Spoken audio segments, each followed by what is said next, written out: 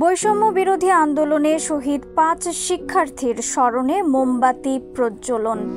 শেরপুর প্রতিনিধি মেহেদী হাসান শামীমের পাঠানো তথ্য ও চিত্রে নিউজ ডেস্কে থাকছে বিস্তারিত।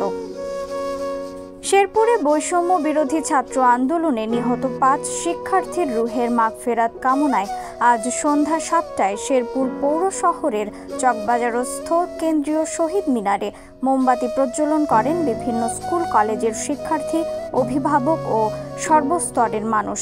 এ সময় সমন্বয়ক নিহত মাহবুবুর রহমান সহ 5 শিক্ষার্থীর মৃত্যুর ঘটনায় হাজারো জনতা মোমবাতি হাতে নিয়ে শোক প্রকাশ করেন এবং দেশাত্মবোধক সঙ্গীত পরিবেশন করেন।